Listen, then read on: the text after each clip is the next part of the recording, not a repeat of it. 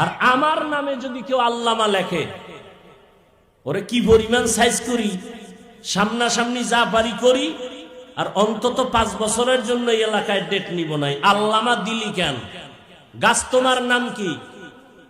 কথা হয় না, আর জোরে কও। তো টাইটেল লাগবে নাকি? ভন্ডরা টাইটেল লাগায়, আহলে হকের টাইটেল লাগে না। আমি আল্লামা মুফতি লাগাইলাম না, আমার বয়ান কেউ শুনে না, তো এই আল্লামার দাম কি?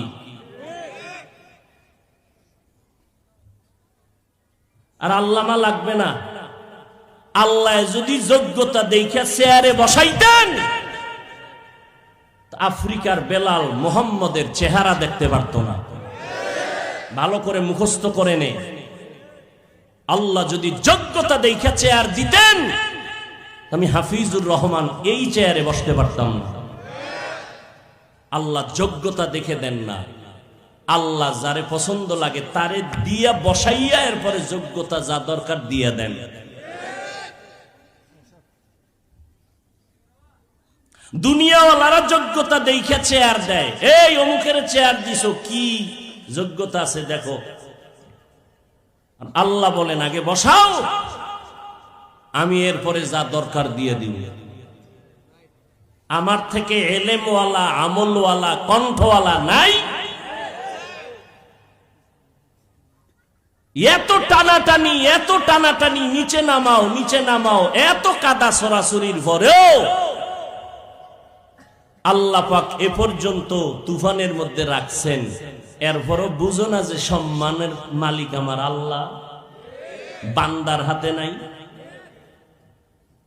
সম্মানের চাবি আল্লাহর হাতে না বান্দার হাতে?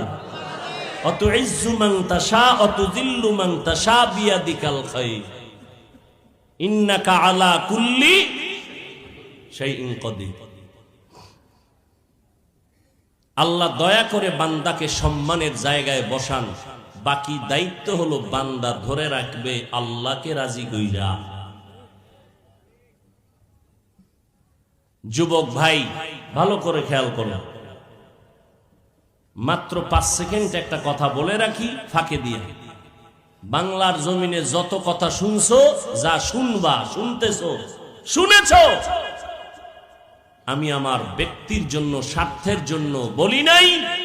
আমি আল্লাহ এবং রসুলের মোহাব্বত নিয়ে প্রত্যেকটা কথা বলেছি। প্রথমে ঢিল মেরেছ, পরবর্তীতে আবার বিজয়ের মালা আল্লাহ আমাদেরকেই দান করেছেন। হয়তো প্রথম দিন বুঝতে পারো নাই। আমি আর একজনের